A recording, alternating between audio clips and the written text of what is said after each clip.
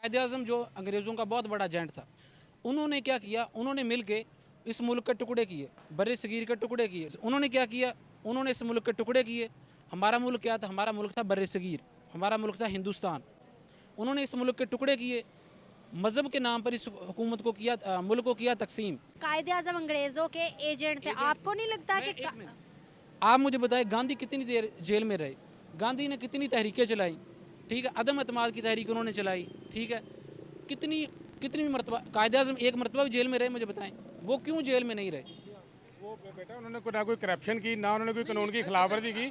और गांधी से जब पूछा था ना उन्होंने, अंग्रेज़ों ने, कि कायद आज़म की कोई कीमत है, तो वो उसने इंग्लिश में वर्ड यूज़ किए थे, मुझे वो भूल रहे हैं, कि इस शख्स की कोई कीमत नहीं है, इसकी कोई कीमत नहीं है कायद आज़म की। देखिए, मैं आपको बात बताऊँ, किताबों में हमें पढ़ाया जाता है जी, अल्लामा इकबाल ने कहा जी, हमने एक ख्वाब देखा 1930 में जो खुतबा अलाहाबाद था, उसमें लैदगी का तस्वर ही नहीं है, उसमें लैदगी का तस्वर भी नहीं है। अल्लामा इकबाल का शेर है, सारे जहाँ से अच्छा हिंदुस्तान हमारा। एक बंदा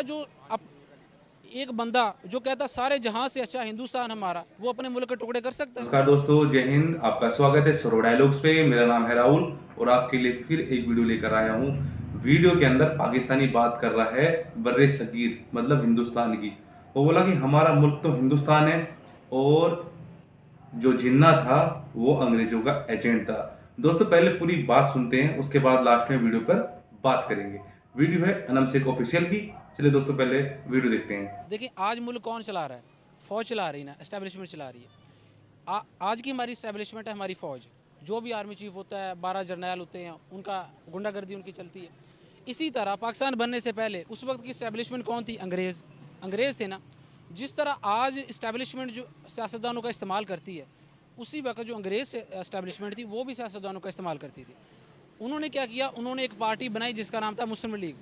मुस्लिम लीग का उन्होंने इस्तेमाल किया। कायद-ए-आज़म जो अंग्रेज़ों का बहुत बड़ा एजेंट था, उन्होंने क्या किया, उन्होंने मिल के इस मुल्क के टुकड़े किए, बर्र-ए-सगीर के टुकड़े किए, डिवाइड एंड रूल, हुकूमत करो तकसीम करो। आपने शायद पढ़ा होगा, ठीक है। जितने भी मुस्लिम लीग में लीडरान थे, आप लियाकत अली खान देखें, पाकिस्तान का पहला सदर कौन था आपको पता है? सदर था ना वो सिकंदर मिर्ज़ा, वो मुस्लिम लीग ही था ना। मुस्लिम लीग में जितने भी बंदे थे ना, वो सारे अंग्रेज़ों के वफादार थे और अंग्रेज़ों के गमखार थे। तो अंग्रेज़ों ने पहली इस्टेब्लिशमेंट थी अंग्रेज़। उन्होंने क्या किया, उन्होंने इस मुल्क के टुकड़े किए। हमारा मुल्क क्या था, हमारा मुल्क था बर्र-ए-सगीर, हमारा मुल्क था हिंदुस्तान। उन्होंने इस मुल्क के टुकड़े किए, मज़हब के नाम पर इस हुकूमत को किया, मुल्क को किया तकसीम। अंग्रेज़ इस्टेब्लिशमेंट चली गई, फिर क्या हुआ, हमारी इस्टेब्लिशमेंट आ गई जो फ़ौजियों की थी। कोई एक ने तो जगह लेनी थी ना। अंग्रेज़ों की किसने जगह ले ली जी? हमारी इस्टेब्लिशमेंट ने। पहले अंग्रेज़ों की गुंडागर्दी चलती थी, अब हमारी इस्टेब्लिशमेंट की गुंडागर्दी चलती है। कायद-ए-आज़म अंग्रेज़ों के एजेंट थे। आपको नहीं लगता कि आप मुझे बताएं, गांधी कितनी देर जेल में रहे, गांधी ने कितनी तहरीकें चलाई, ठीक है, अदम एतमाद की तहरीक उन्होंने चलाई, ठीक है, कितनी कितनी मरतबा कायद-ए-आज़म एक मरतबा भी जेल में रहे, मुझे बताएं वो क्यों जेल में नहीं रहे? वो बेटा उन्होंने ना कोई करप्शन की, ना उन्होंने कोई कानून की खिलाफवर्जी की।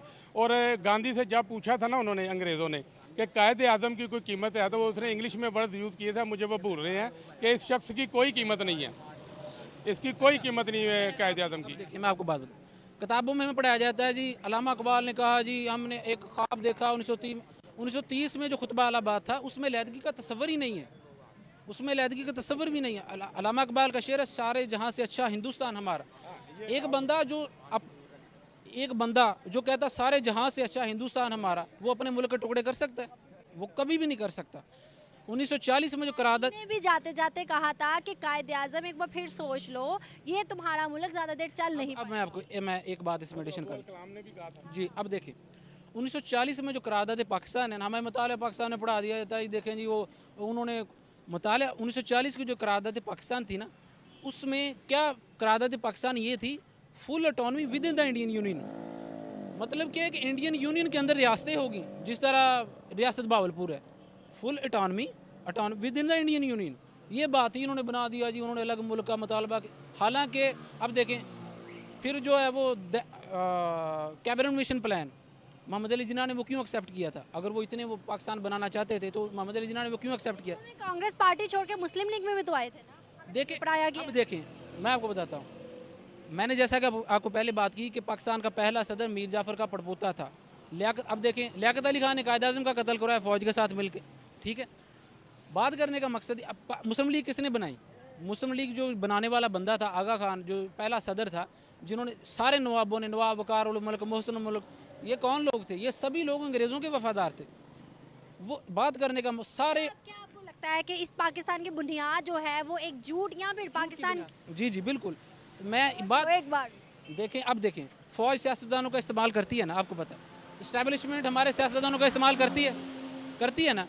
उस वक्त भी ऐसा था, उस वक्त की जो इस्टेब्लिशमेंट थी, यानी कि अंग्रेज़ थे, वो भी सियासतदानों का इस्तेमाल करती थी। फिर अंग्रेजों ने जानबूझ के पार्टीशन में पाकिस्तान और इंडिया का जो मसला कश्मीर रखा है, क्या आपको नहीं लगता फिर ये जानबूझ के रखा गया है?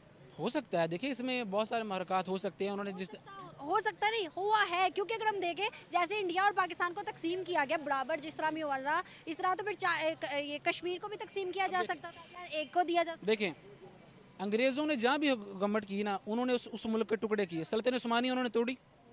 इसी तरह हमारा मुल्क था बर्रे सगीर, हमारा मुल्क था हिंदुस्तान, जिसमें देखें इस्लाम फैला, जितना भी इस्लाम फैला वो मुतहदा हिंदुस्तान की सूरत में फैला ना। अब पाकिस्तान में क्या, जी अकेले मुसलमान बैठे हुए हैं, जी एक दूसरे को लूट रहे हैं, वो सुबह को रमज़ान आती है महंगाई कर देते हैं, ठीक है। जितना भी इस्लाम फैला था वो मुतहदा हिंदुस्तान की सूरत में फैला था। हिंदुस्तान में अभी ऐसी सूरत हाल नहीं है जो पाकिस्तान में मुसलमान के साथ है। हिंदुस्तान में ज़रूर मुसलमानों के लिए मसाइल होंगे, ठीक है, ज़रूर मसाइल होंगे उसमें, लेकिन उसका ज़िम्मेदार भी तो हमारे जो मुस्लिम लीगी हैं, जिन्होंने अंग्रेज़ों का साथ दिया था मुल्क तोड़ने में, ठीक है। तो मेन मसला ये है कि हमारी बुनियादी, हम उस वक्त की इस्टेब्लिशमेंट अंग्रेज़ थी, आज की इस्टेब्लिशमेंट फ़ौज है। हमारा मेन मसला महंगाई नहीं है, हमारा मेन मसला महंगाई नहीं है। लगता है कि जिस तरह से आपने बरसगीर की बात की है, जिस तरह से इंडिया और पाकिस्तान की बात की है, तारीख की बात की, मुझे काफ़ी अच्छी लगी है और मुझे लगता है मेरे व्यूअर्स को भी काफ़ी कुछ इससे सीखने को मिलेगा।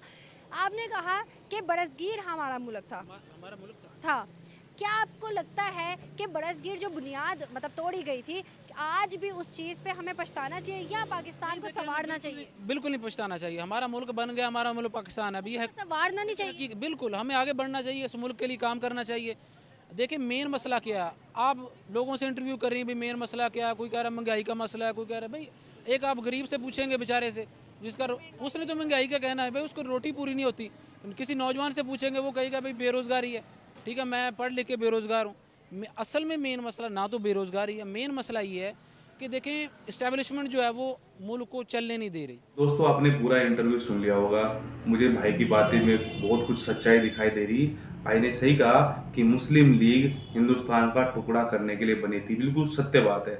आगा खां द्वारा मुस्लिम लीग बनाई गई थी, जिसमें बाद में जिन्ना ने ज्वाइन किया, और ये इसीलिए कि हिंदुस्तान के टुकड़े हो सके।